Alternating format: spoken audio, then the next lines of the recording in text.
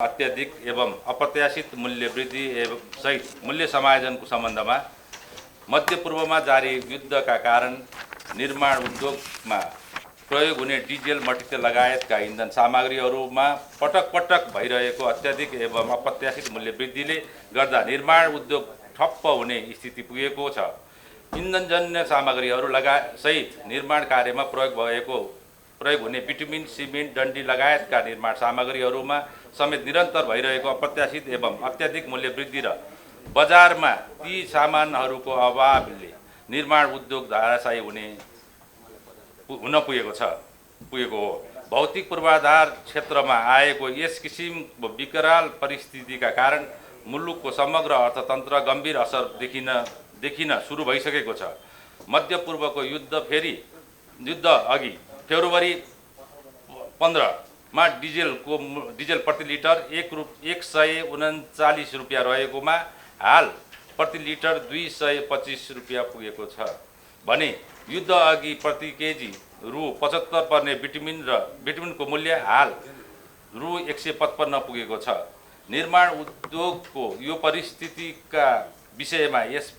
महासङ्घले बारम्बार नेपाल सरकार लगायत विभिन्न निकायहरूमा पत्रचार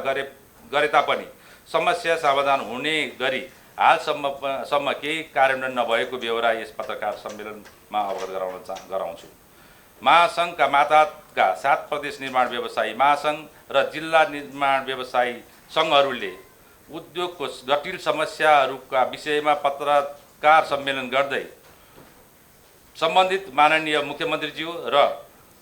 प्रमुख जिल्ला अधिकारीज्यूलाई ज्ञापन पत्र बुझाइसक्दा समेत समस्या समाधानका लागि ठोस पहल नभई नेपाल सरकारले लगातार लामो समयदेखि मौखिक आश्वासन मात्र दिएको कारणले पूर्वाधार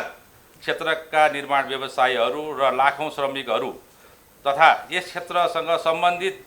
अन्य उद्योगहरू आर्थिक रूपमा ठूलो मारमा परेका छन्।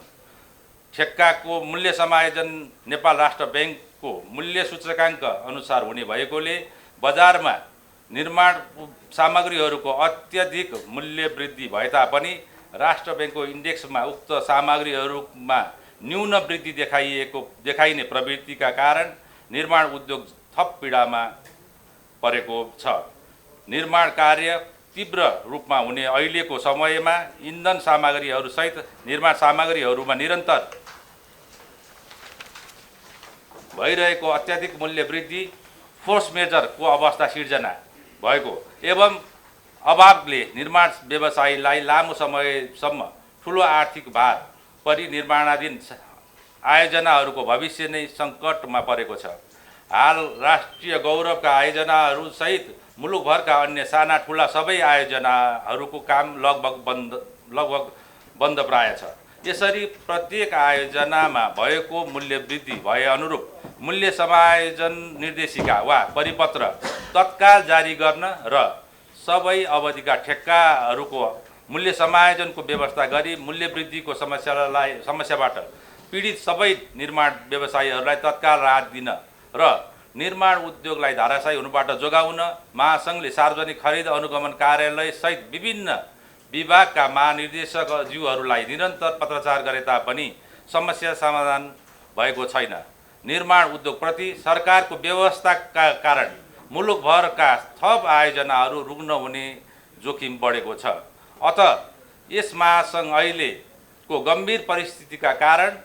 निर्माण आयोजनाहरू पूर्व निर्धारित समयमा सकिने कुनै सम्भावना नभएकोले बैंक ग्यारेन्टी,